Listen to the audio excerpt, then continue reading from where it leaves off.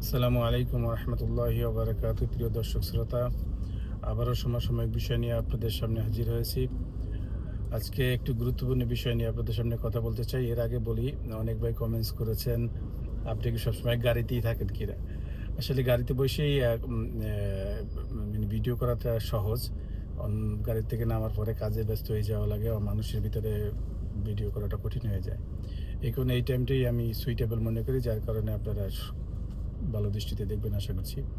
তো আজকে যে বিষয় নিয়ে কথা বলতে চাই তা হচ্ছে জামাত ইসলামকে আগামী নির্বাচনে, আগামী যে সংসদ নির্বাচন হতে যাচ্ছে সেই নির্বাচনে কি জামাত ইসলাম ক্ষমতায় আসবে?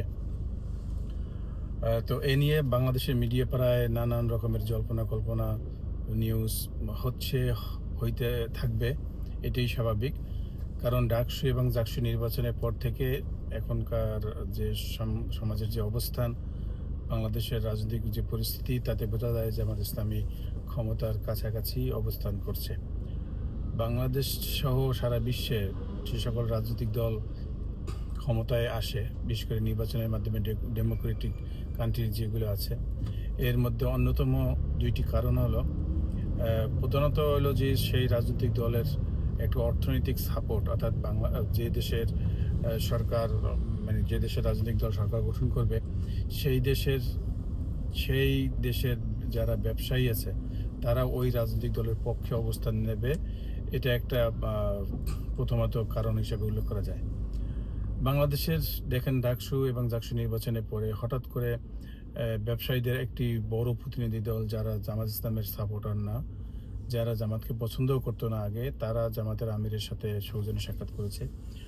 এর একটি কারণ এটা নয় যে তারা জামাত ইসলামে যোগ দিচ্ছে, তা নয়। তারা মূলত চাচ্ছে যে একটা সুন্দর পরিবেশ, কোন পরিবেশে তারা নিজেদের ব্যবসা-বাণিজ্যকে সুন্দরভাবে করতে পারে। তো সে লক্ষ্যে তারা উপলব্ধি করেছে বা তারা দেখেছে যে আগামী দিনে এক না জামাত ইসলাম ক্ষমতায় যাওয়ার সম্ভাবনা বেশি। তো এখন তারা এলো মাঠে থাকে। তারা ব্যবসা-বাণিজ্য হলো মাঠ লুট লেভেলে। তারা মানুষের নাড়ির পালস বুঝতে পারে। সেই লক্ষ্যে তারা হয়তো বুঝেছে যে আগামীতে জামাত ইসলামী ক্ষমতা আসতেছে। সেইজন্য তাদের কাছ থেকে কিভাবে নিরাপত্তার সাথে ব্যবসা-বাণিজ্য করতে পারে সেই বিষয়গুলো নিয়ে ডিসকাস করেছে। আর নাম্বার ২ হলো, এটাও এটাও আরেকটা কারণ হতে পারে, ব্যবসায়ীরা কি কারণে আমির জামাতের সাথে সৌজন্য সাক্ষাৎ করেছেন। অর্থাৎ ব্যবসা করতে গেলে মানুষ নানান রকমের, ব্যবসায়ীরা নানান ধরনের চাপের সম্মুখীন হয়। বিশেষ করে চাঁদা, তারপরে নানান রকমের যেগুলো আমরা